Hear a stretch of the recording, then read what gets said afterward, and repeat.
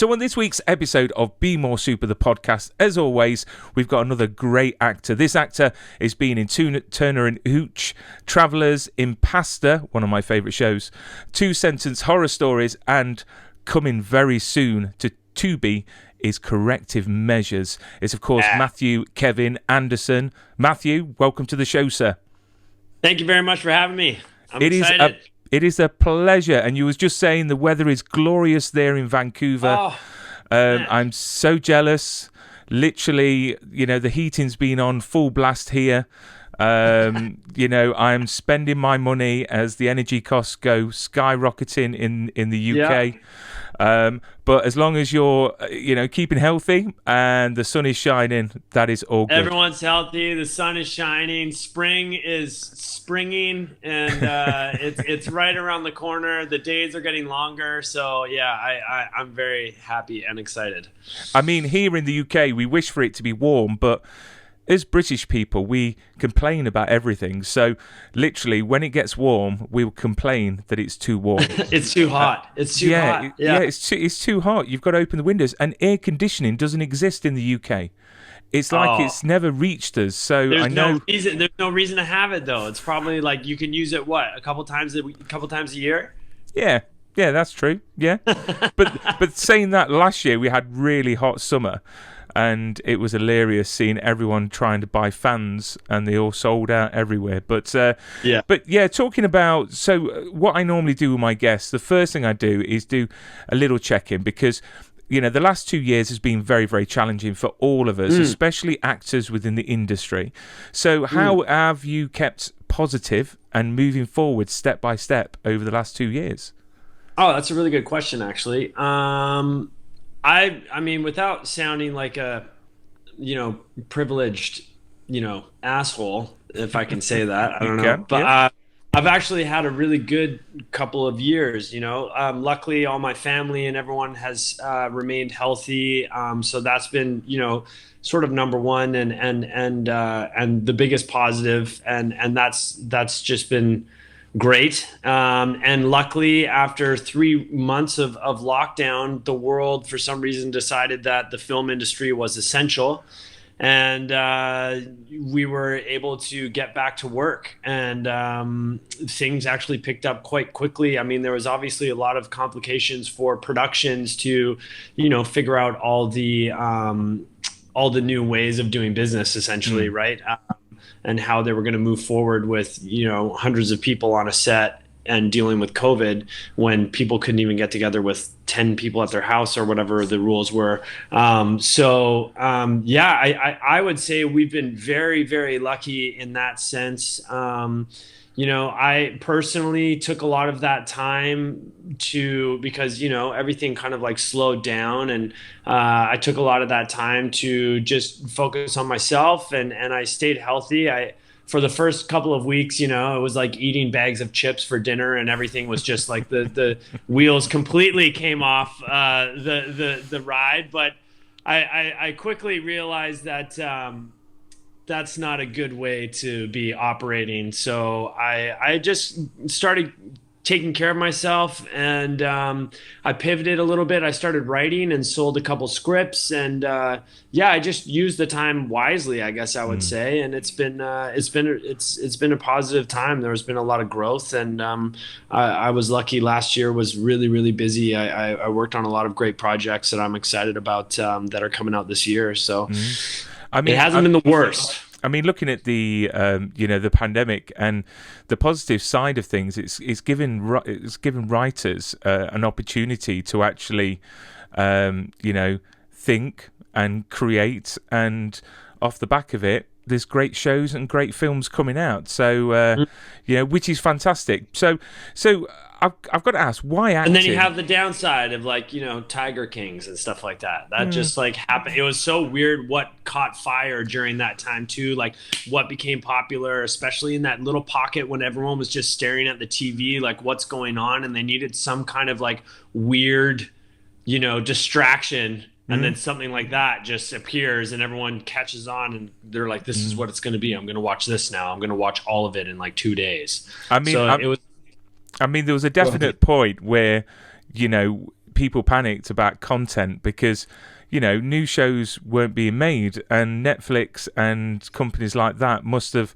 had a whale of a time because everyone was binge watching every series known to man. Yeah.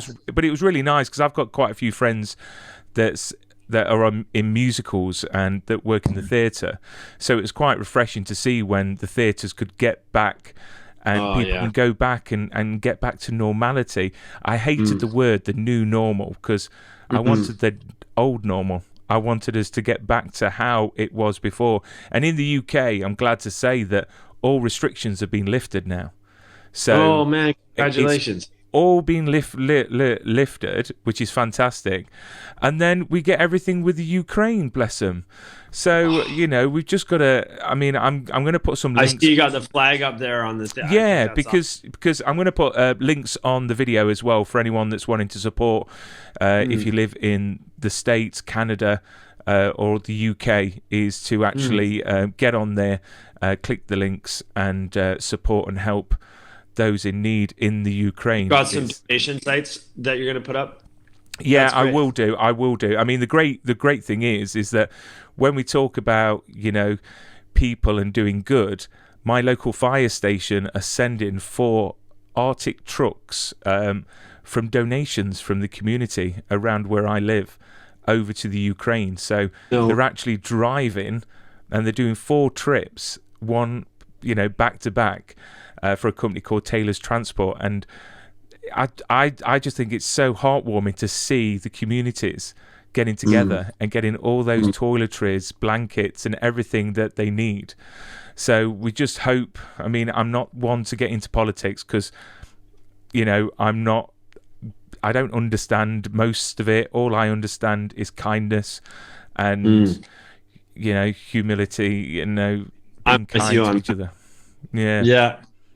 Lead with kindness and treat everybody with respect and you're going to be all right. But the politics, it gets a little crazy, and you're right. Just coming off the back of COVID and things just start to get sort of feeling like a little bit back to some kind of normalcy, and then we get hit with this, and it's just terrible. I was at the Vancouver peace rally in March on Saturday. One of my best friends is dating someone from the Ukraine, and her family's there and not able to get out. Her brother is not able to leave because he might get drafted. So it's pretty scary and pretty real for a lot of people, and I'm so glad that you're supporting. I think that's really good. Well, yeah, the thing is, we shouldn't really give in to bullies, and from what I can see, a certain person in power over on the other side of the Ukraine is a definite bully, and we need to stand up to bullies. So, but let's give the viewers and listeners a bit of an escape from all this, anguish out there. So let's find out, Matthew, why on earth acting? Did you not want to do anything else, or was acting something you've always wanted to do? That's a really good question. I was always more interested in the arts, that's for sure. I was never really academic, as they say. And sometimes I sit back and I wonder about what sort of led me in that direction. I jumped around a lot when I was younger to a bunch of different schools. So it was just the way kind of like the world sort of worked out for me. Every couple of years I was moving around to a different school, and so I think I spent a lot of my time focused on more of the social aspect of school, like finding new friends and fitting into different places and different environments and stuff like that. And I think that was just more interesting to me, and the people were more interesting to me than anything that was actually going on in the classroom. So when I was younger, I was involved in musical theater, and I really enjoyed it. My music teacher wanted me to join the choir, and unfortunately I didn't think that was cool. And I think sometimes I wish I had actually joined the choir. If I was going to say anything to young people out there who are, don't try to be cool. I think that's sort of actually the death of cool. I think you go and do the thing, and don't worry about what other people think. Just go out there and do stuff. But yeah, I moved around a lot. I was always involved in it. I always took, acting and theater during high school and stuff when I could. And then I never really thought of it as something that you could do as a real job. Mm. You know, a lot of people talk about the movie that kind of like made them want to become an actor, and people say like Raging Bull, and I'm one of these guys who was like, it was Star Wars, right? I saw Luke Skywalker with a lightsaber and I was like, this is insane. And Ewoks, I think my parents said I dragged them to Return of the Jedi like 10 times in the theaters. And I remember watching television one day and my sister going, oh, that guy goes to my high school. And it just was like worlds kind of came together. You know what I mean? I was like, what? I didn't realize that it was that close, or it was something that we could do like normal people. It was always like, oh, that's Luke Skywalker, and there's a whole world out there of things happening, but I could never be in that until that moment. My sister went to Kits High, which is where I believe Ryan Reynolds went, and Josh Jackson, and I went to Point Grey for a time where Seth Rogen went, and like there's Vancouver's got a bit of a hotbed of like some people who have come up in the industry, and so she saw someone on television, and I kind of went, oh, we can do that. And then Vancouver started getting more and more busy, and I started becoming more aware of all the film sets that were happening all over the town, and I was just really, really intrigued by it. And yeah, I don't really remember having any other aspirations to do much of anything else except for be in film and television. And I've got to say, I read somewhere, this is great, that your first ever role was in Wizard of Oz as part of the Lollipop Guild. That's true. There you go. You know what? Forget the rest. Forget Bruce Willis. You were part of the Lollipop Guild. I can't believe you read that. That's so funny. That is awesome. That is awesome. Was my first role. We had lollipops like bigger than our heads, and the whole thing, we were just like, when can we eat the lollipop? And they were like, you got to wait until the show's done, because we only had, and all of us were just like, when do we get to eat this lollipop? We were so excited for the show to be over so we could eat these massive lollipops that were like bigger than our heads. Yeah. That is awesome. Yeah, forget Bruce Willis, a giant lollipop. In Wizard of Oz. So, how hard is it as a working actor to work these days? I mean, people just think, we see you on screen, you work in your magic, they're enjoying your work, but how much hard work goes on in the background? Yeah, I think, good acting is kind of, hopefully you just show up and you make it look very effortless, right? And the whole idea is to kind of not see the work, and you just kind of show up. But you hear a lot of rappers talk about this, and you hear a lot of people, I think, people talk about the overnight success. It's like, oh man, they were an overnight success. And it's like, I've been doing this for 10 years, like grinding, you know what I mean? And then now all of a sudden to you, I'm an overnight success. But yeah, it never really seems to work that way. I think every once in a while you get someone who gets really lucky and they just explode right out of the gates. But yeah, it's a challenging industry. It's got a lot of it's got a lot of interesting nooks and crannies and ins and outs, and it's not easy. I think most actors you talk to, if they are giving advice to young actors, a lot of them are like, do anything else. If there's anything else that you could possibly want to do that. Because it's not for the faint of heart. But once you're in it for a bit and you figure out a few things, and if you can get a good mentor, that's another thing that I would suggest is aligning yourself with some people who are successful in the business and who can kind of teach you and show you the ropes a little bit. I think that's really important. You can navigate your way through some of the rough seas, and you can have a really enjoyable career. And again, it depends on what you're looking for. But I'm very happy with my career. I work with amazing people. I can't really think of any negative experiences I've really had on sets. I've been really blessed in that way where I really enjoy what I do. I do well, and yeah, I mean, sometimes when I look around at what I get paid to do, it's pretty awesome. Do you know what? I couldn't think of a better job, to be fair, because, you know, throughout your career, you could be a doctor in one thing, you could be an assassin in the next. You could literally do all the jobs you've ever dreamed of in the show, get paid, and then it's finished.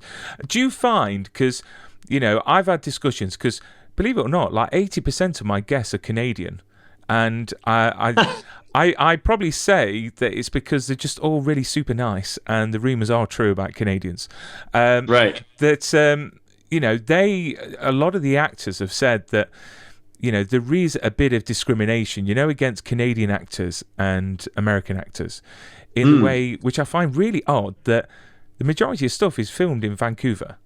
You know, North Hollywood or whatever you want to call it. And, you know, people that go for these roles, they choose American actors over Canadian actors. And we forget, like yourself, you know, there are some amazing actors out there. You know, do you witness that? Are you aware of that? Does that? Oh yeah, of course. Yeah. Very much. Yeah. You know, and it's you know, it's a hot topic of debate, especially in Canada. Sort of what is that thing? Because I've spent a lot of time on the other side of camera. I've helped with casting. I've produced projects, and I've done casting as well. And there can be a difference. You know, there's an East Coast, West Coast thing too, which is another debate. You know, like you've got people from New York versus people from Los Angeles, and like, what is the difference there even, right? I just spent a bunch of time in New York, and I was kind of like, it's even the fact that I wake up and I start my day in New York, and everybody is still asleep on the West Coast. Like there's just like this thing where it's like I'm up and I'm like already hustling, and like I've already done half my day before you even get out of bed. There's just kind of, and the weather's a bit colder and harsher, and you know, it's just like a little tougher, right? And the West Coast is a little more laid back. And I think with Canada and the States, it's really interesting because everyone talks about how we're so polite and we're so kind and we're so nice. But I also wonder if that can sometimes translate in performance. Americans are unapologetic. Americans will come into a room and be like, this is what I want, and I'm going to get it. And a Canadian might come into a room and go, this is what I want. Is that okay if I take it? You know what I mean? And it can be a very slight difference, but you can see it sometimes come through in performance. And I don't want to, you know, upset any Canadian actors and shoot myself in the foot at all. But especially after spending time in the States, you start seeing the difference as well. So I think some Canadians who have spent time in the States and then come back to Canada, they have that little bit of a, like, the understanding of what that is, of to walk into a room and just kind of be like, hey, I'm here. What's up? And I'm not going to apologize for it, you know? So I think there could be something to it. I definitely know there's something to, you know, producers, especially, you know, wanting to hire Americans if they can. Yeah. Well, you know what? It's a shame because the talent obviously in Canada is just massive, and these lead actors, there's plenty in Canada to choose from, and when they're filming in your back garden, really they should be, you know, giving the roles out to Canadians. And in our market, it can be a bit challenging to get through, but people do get through, and you know, people get amazing roles, and we, you know, I'm very blessed. We have a lot of friends who all do really, really well, and there's some really cool stuff coming out right now. Our friend Adrian Holmes is the new Uncle Phil on Bel-Air. Like, that's insane. The new dramatized version of Fresh Prince of Bel-Air. Our friend Onovic was just on Hawkeye. You know, I could list like so many people. Like, people are doing really well, I think. So yeah, you just got to persist, and opportunities happen. And before we talk about your upcoming project, I wanted to give a shout out to Impastor, because Impastor to me, I just absolutely loved, and I wish it could have gone on and on and on. Yeah. And obviously, it had Michael Rosenbaum, which is forever will be my Lex Luthor, straight after Gene Hackman, of course. I mean, what was that like to work on? Because your character as Lovello was awesome, and the show was just so well written. It was so fun, man. Oh gosh, that was such a great show. We don't get a ton of comedies in Vancouver, and comedy is one of my favorite things. And to go to work every day, and the goal is laughter. Like, how do we make each other laugh? How do we make this as funny as possible? When that's your goal on set every day, it's amazing. And the energy is great, and everyone's just collaborating and trying to make these words or these moments as comedic as possible. And Rosenbaum was an awesome leader and super fun to work with. Sarah Rue, the cast was great. I got to work with Jonathan Young, who was my partner, who is like a genius. He has an amazing theater company called, I believe they're called the Electric Theater Company, and he puts on insane productions. He's like a really, really legit actor. And I didn't really know any of this before the show. I just met him as my partner, and he's just kind of playing the dopier version of me. I'm also not the super smartest guy on that show. We're kind of like Dumb and Dumber, like as cops. And his comedic timing, he was absolutely hilarious. It was such a great experience working with him, especially. And then to learn after that he's like an insane acting person, genius, was just mind blowing. He's awesome. I had such a great time on that show. I wish it had gone forever as well. And do you just out of curiosity, do you keep anything from any of your projects as like a memento? Oh gosh, yeah. I take stuff all the time. Like I've got like this painting. So I just did a show called 2-Sentence Horror Stories, and this was like one of the paintings on the wall, and I got the art department to give me one, and I got it framed. I've got like, my I don't know why they gave me earmuffs, but I got earmuffs from The Flash. I've got stuff all over my house of just like little mementos and things that you kind of just I always ask. I don't steal. Do you know what? Anything. It's really refreshing because everyone I speak to, because obviously the sponsors of my show is Prop Store, and they sell and buy screen use props and costume pieces. So I've got my very own collection, which my wife every day tries to get me to sell, and I'm like, no, I'm keeping it. But it's nice, refreshing to meet someone that actually asks and gets, because it's mementos. It's something to remember a show by. And man. Sorry, go ahead. No. I was gonna say. I mean, obviously, you ask, but if it's like a tailor-made suit for you or a badge or something like that, your police badge, who else is going to use it? Yeah, so exactly. And it's nice, to as you said, just have every time you're on set, it's an experience, right? And you're connecting with people, and you're having sort of this like little mini condensed sort of journey, right? And I just personally like to have little bits and pieces of things that I really enjoyed. I'm trying to think of what I might have kept from Impastor. I definitely didn't keep the badge.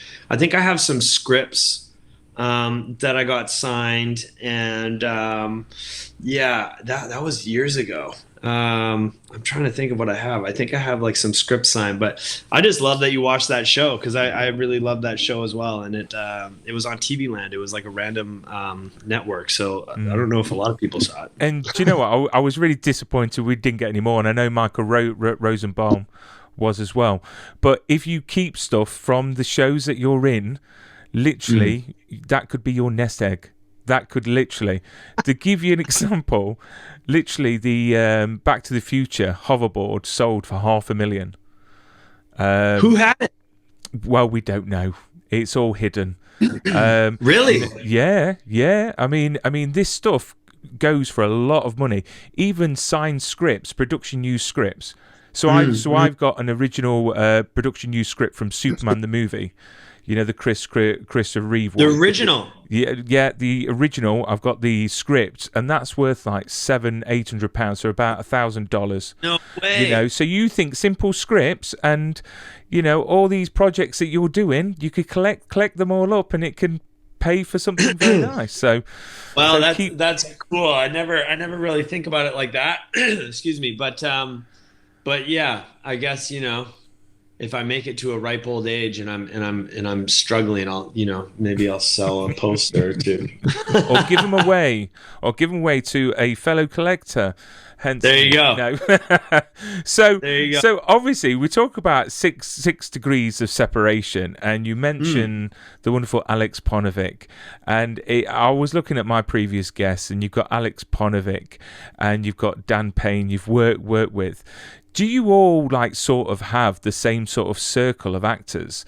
Because you seem to be all in sort of the similar shows, and you always cross paths. I mean, yeah. Are you in a special club, or it's just it's crazy. I mean, being in this industry in Vancouver is kind of like being in a special club. It's a very I always say Vancouver is like a small town.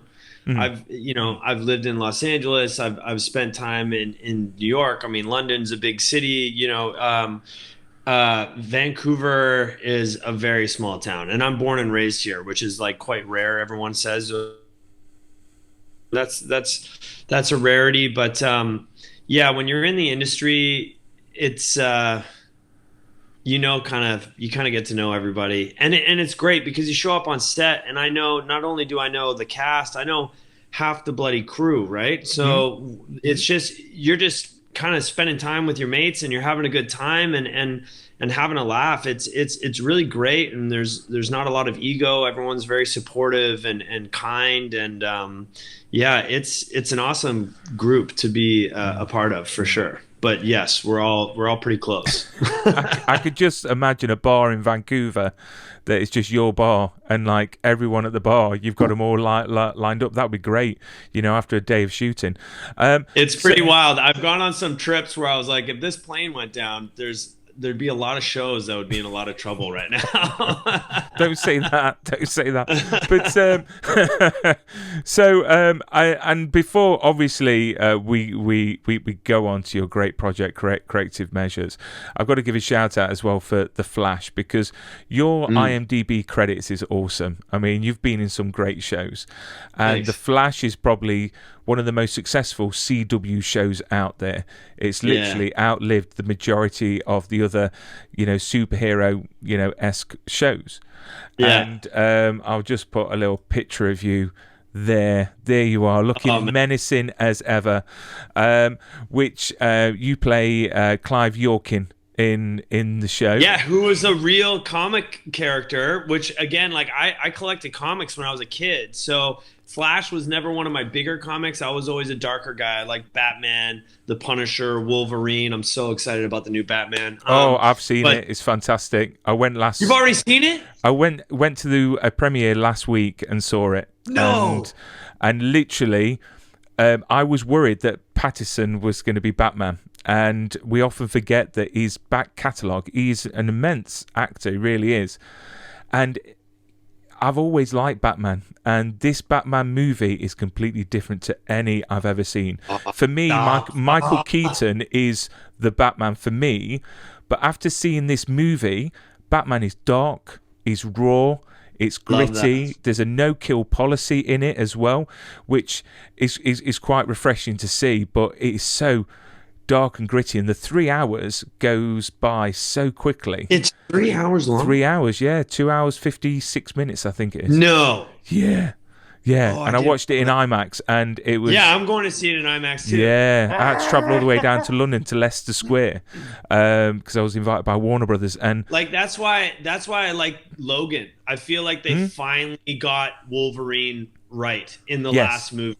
You know what I mean? I really like dark, intense comic book movies, and yeah, I've been a fan of Pattinson. I really like what he's done with his career after Twilight, and he's made some really amazing movies. Lighthouse was amazing. Mm. Good Time was amazing. I think it's called Rover. He did one with Guy Pearce. It was like a Australian kind of indie film, and he plays someone on the spectrum, and he did a really really great job. And he's just been making really interesting choices, and I'm a big fan. I thought he was the best part of Tenet, and so when they said he was going to be Batman, I was like, the only time Actually, I won't get into all the other Batmans, but yeah, I wasn't like nervous. I was like, oh, this is gonna be really interesting. And when I saw the trailer, and I was like, whoa, they've gone really emo and dark, and they had the Nirvana. Like, I was just like, this is awesome. So I'm excited. I mean, the first 10 minutes is just incredible. Like literally, the whole cinema just went up they roared, and it was just amazing. It really, really was.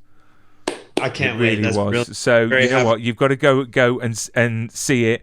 All the haters. I know, obviously, Ben Affleck and the Snyder Cut and all that jazz. Don't get me wrong. I think that was fantastic, but this is a whole new vision, and I'm going to say that's what I was going to get into. I was like, I don't know, man. Like the Ben Affleck version was kind of like it wasn't a big thing for me. Like Dark Knight was so big and intense and amazing that I felt like the Ben Affleck whole thing was a little bit of an afterthought, and then now it's kind of like come back around. I don't know. It's going to be well, the Batman blows Nolan out the water, like literally out the water. And wow, do you know what? I couldn't sleep that night, and I was just thinking about it. So I'm definitely going to go back and watch it again. I just think it's great. But no, you're on the Flash, and the Flash is such a cool show, and your character is one of very few that don't actually get a nickname in the show. Not only did I get a nickname, comics. Not only did I not get a nickname, but like I had a really badass power. Like, I was touch like, anything and it deteriorates. It's awesome. Yeah, and I was like, I think I got taken out a little too easily. I would have liked to see Clive Yorkin come back and cause some more havoc for sure, because he was really fun to play, and I thought the power was so wild and like so fun. And I got to work with the gentleman, the first gentleman that I killed. I got to look up his last name. I know his name is Alex, and he was in Swingers, and I was like so excited to meet him. And he was the first guy that I kill on camera, and I just had such a hoot playing that part, and it was a great show to work on. A really good group of people, and I know Tom Cavanaugh, and it was a lot of fun. It was really really great. I love the Flash, and everyone's very kind there, and I'm glad the show has seen as much success as it has. It's a great show. And you know what? You never know. With the multiverse, they could bring you back. Maybe. I mean, if they haven't done it now, it's probably not going to happen. But like, I was like, this power. I was like, how are they going to stop me? Like, this is a really badass supervillain power. And I excuse me. That's also what I love about doing this kind of job is like you said. One day I'm doing heart surgery on travelers, and then I've got a superpower on the Flash. And then, you can play bad guys, and you can run around and shoot guns and crash cars and rob banks, and it's all for fun. But you can kind of play that out and like play out those sort of, fantasies, and play out those really fun characters that you could never get away with in real life. And you get to do that and get paid. It's unbelievable. I'm jealous. I wish I could do that for a job. I really do. Well, I did try. I went to university for performing arts, and I did a few films and TV shows, and actually acted opposite Samantha Morton. Wow. And easy. Yeah, this was when I was about 14, and she was only about 16. And what was the project? It was called The Token King, and then that was for Channel 4. and it was one of her first ever films. And then I forgot about it, and then I was in a cinema in Washington DC, and I was watching Minority Report, and I've never felt so sick in my whole life, because there she is on screen with Tom Cruise, and there's me not doing it.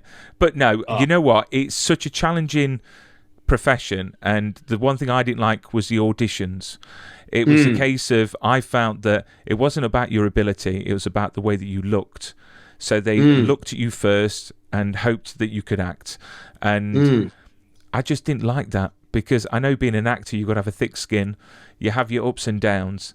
And I did a bit of musical theatre, and I did what they call panto over here in the UK, which you don't get over there. And it's hilarious trying to explain what a panto is to anyone outside the UK. Yeah, pantomime. Yeah, like I did Dick Whittington, so I was Captain Cringe. I was a pirate, and but I enjoyed it. You know, I did cabaret musical, and look, I mean, the thing is you have to figure out a way to love auditioning, because especially as sort of like a blue collar working actor, like that's the job. You know, you're going to spend, you know, more time auditioning than anything else, right? So you've got to find a way to change your point of view and your perspective about it. It's interesting right now because of the industry, everything's gone online, everything's kind of self-tapes. So that does change the dynamic of the audition a little bit. And you get to kind of be in your own space. You know, I call it the lab. You kind of go into the lab and you create, you know, these things, and you have a bit more, I guess, freedom in a way. That, you know, there's a lot of actors who don't like that and prefer to go into the audition room, and there's some who prefer to tape. I can do both, but I'm enjoying the taping process, because you can kind of get a little bit more creative with what you're doing with your tapes. You have a bit more time, and you can do things that you wouldn't necessarily do in the audition room. But you know, it's definitely the main obstacle. If it's something that you want to do as a career, that's something that you really have to figure out, or else it's going to be very challenging. Yeah, I mean, I'm very, you know, I think what you do is fantastic, because obviously you're doing well. Obviously you're doing good at auditions, and they do say auditions are an art form in themselves. And I just hate them. I really do. But you know what? Let's talk about your most recent project, because after speaking to Dan Payne, who's also in this, I got super excited. The reason being is that on IMDb Pro, the description of the show isn't the description of the show. It's quite odd, because well, if you explain, well, if I tell you what it said on the IMDb Pro, a group of prisoners and everything goes all over the place, basically. But then Dan Payne said it's something to do with superpowers. So this is Corrective Measures, and it's with yourself, Bruce Willis, Michael Rooker, and many other great cast members. If Kevin you could, Seegers, Dan Payne, Daniel Cudmore. It was a hoot. Yeah, I mean, if you could explain a bit about the show in your own words, or the film in your own words, and who you play, because your character name is pretty awesome. I'm not sure exactly how much we're allowed to say, but I will say that it's a prison movie, but it's a supervillain prison. That sounds awesome. Right? So just imagine that. So this is an existing IP. So Arcana is a comic publishing house in Canada, and they create a lot of comic books, and this was one of their favorites, and it's called Corrective Measures. And I can't remember how close the script is to the actual graphic novel, but it's if you can imagine, like, Arkham, right? Arkham Asylum, like, right? It's the prison where they send all the supervillains. So you can imagine that kind of vibe, right? And then we're the sort of security team that run the prison, and then there's the people who are in the prison, and Dan Payne is sort of like the catalyst. He's I don't know how much I can get into this, but yeah, things go awry. Someone arrives at the prison who sort of creates an uproar, and things kind of start to the pot starts to boil over, let's say, at the prison, and it's just a bunch of wild characters, and it's a really fun environment. And again, like, you know, a kid in a candy store, right? Like, superpowers, like, things are happening, lots of stunts, lots of really fun action, and you know, we all just had a blast. Like, I've worked with a lot of these guys before, and then, you know, Bruce Willis, Michael Rooker, like, just really, really cool people to have around on set, and it was a really wild experience. I think it's going to be a fun movie. And your character is Danny Breeze, if I'm Danny right. Breeze. What a name! What a name! Yeah. So I can't wait, and obviously the name's attached to it. So when you were approached for the role of Danny Breeze, you know, did you know that Bruce Willis and Michael Rooker and actors like that was already attached to it?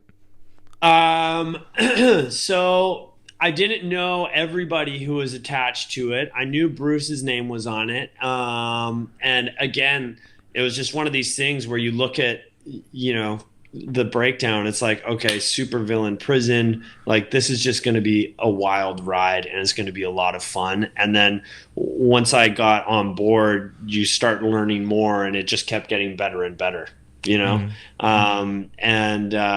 And once we got on set, you know, we had a lot of freedom to sort of have fun and create moments. And, you know, Dan and I, we would pull each other aside and be like, okay, well, what can we do here? And, you know, and we would have conversations, and we would throw out ideas, and everything was really welcome. And that's my favorite type of filmmaking, because it really feels collaborative. Sometimes you show up on a television set and they're like, okay, you got to, like, stand here, do it like this, and say it like this, and we got to make our day, and we just got to go. And you don't necessarily have a ton of freedom to bring yourself, you know, or bring your ideas to the table. And this movie was a collaboration from start to finish, and that's the most exciting type of filmmaking, where you show up and you're kind of like, okay, this is what we know the game plan is for the day, and then, like, let's see where it can go.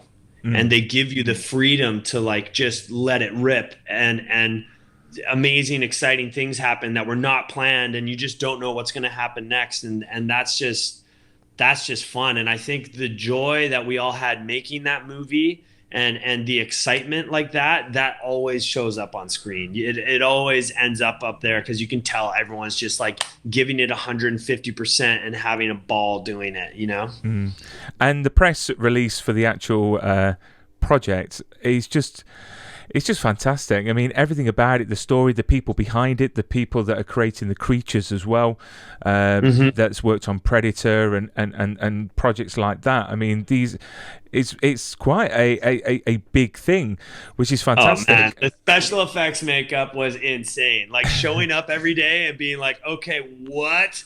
And, like, the guys that they had, we have guys who are, like, massive, like, you know, yeah, it was so much fun every day to just show up and be like, what are we dealing with today? And the special effects makeup is unreal. Like, or really, really real. I mean, do we know if this is a one-off, or you know, is there more to the graphic novels? Again, I don't know how much I can say, but I will say that I believe there is a series of graphic novels. There you go.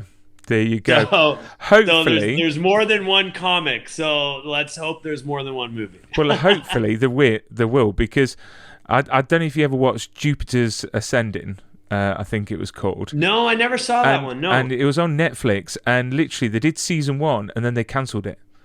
And literally, what really annoys me is when you enjoy something so much, and then it leaves you with a bit of a cliffhanger, and then they just don't make any more. It's like, why? Why on earth would anyone do that? So obviously, Bruce Willis, for anyone my age, I grew up with Die Hard. and moonlighting and stuff like that. I mean, what was he like in person? Did you share any scenes with him? Is he as cool as you would think he was? I had really minimal interactions. I'll say, you know, a lot of the times when you meet big stars on set, you know, they take their own space and they take their own time. You know what I mean? And you have to respect that as well. You know, I've worked with a lot of sort of big people on movies, and you go in and you kind of go, okay, this is really, really wild and really cool. And like, you just kind of respect everyone's space. And if they come up to you and they're like, hey, and they're really jazzy and that type of people on set, like everybody has their own sort of like way of dealing with the set. Right. And you just kind of got to read the room, hopefully, right? Some people maybe don't, and that they might not get invited back to the next movie or whatever. But yeah, you definitely just sort of read the room and kind of sense how people want to be interacted with, and you just respect it, because like, what else are you gonna do, right?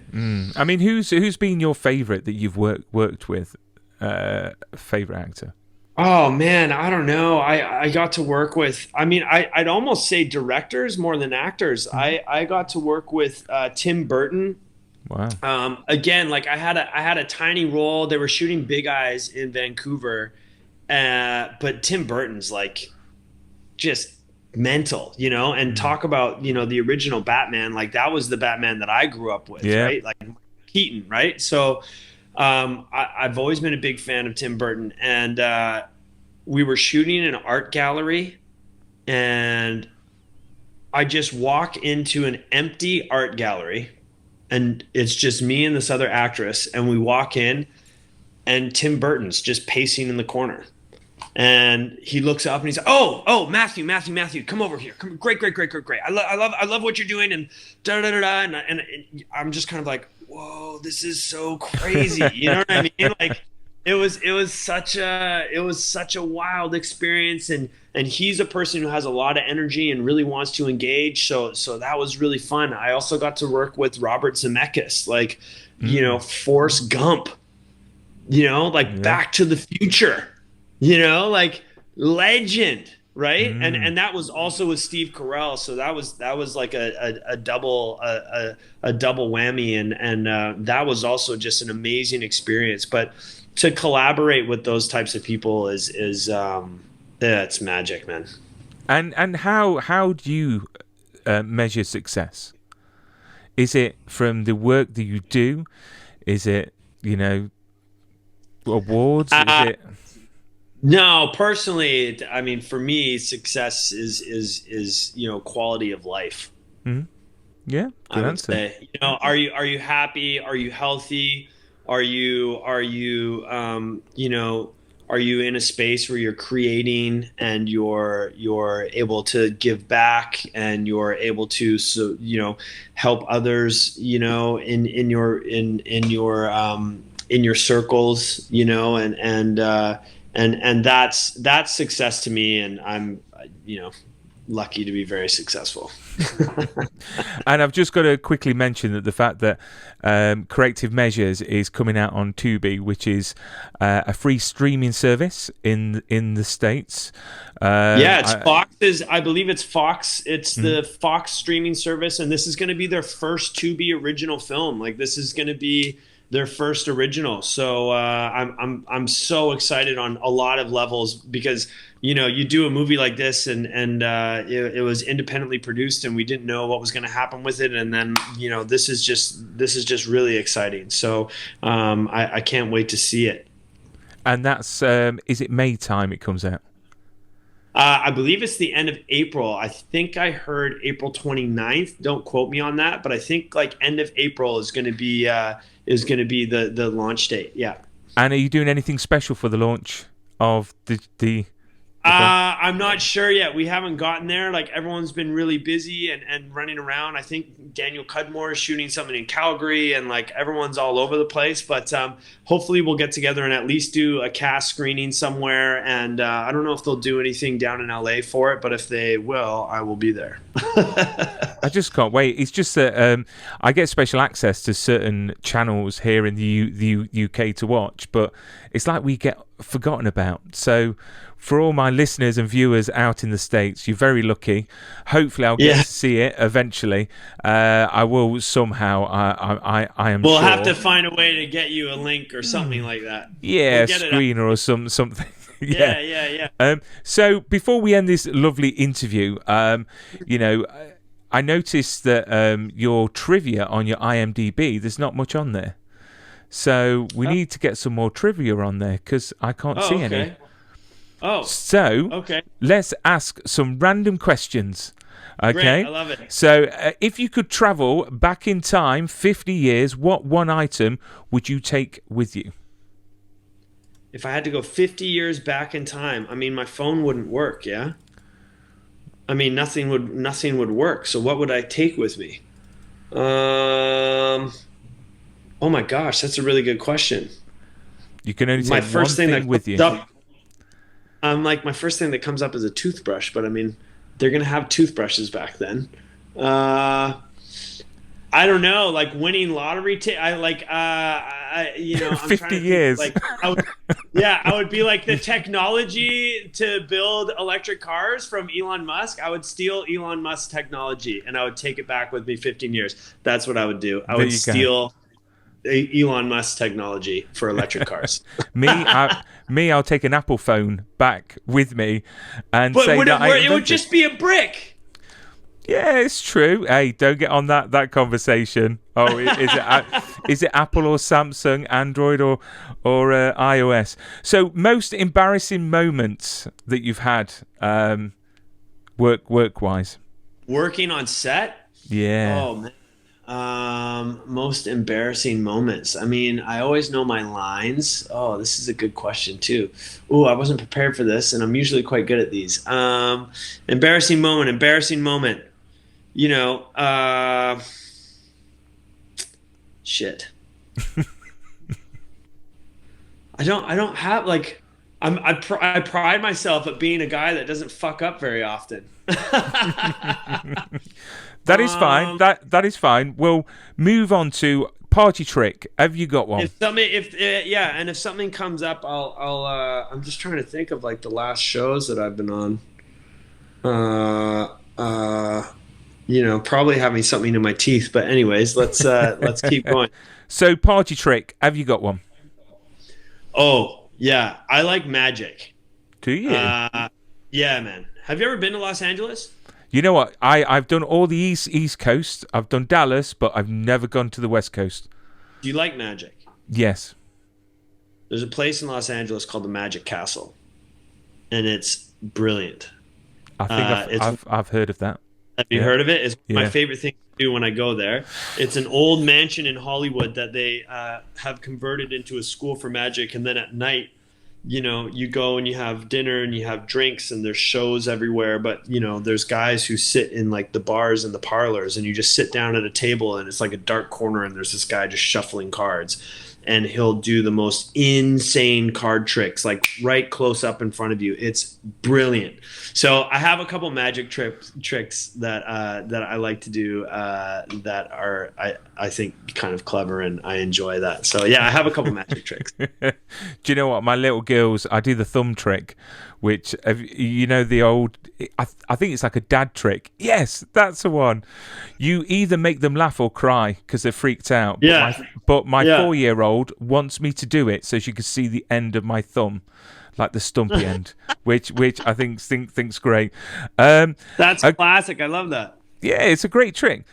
Also, quiz question. You'll probably recognise this quiz question from one of your previous videos that you've done.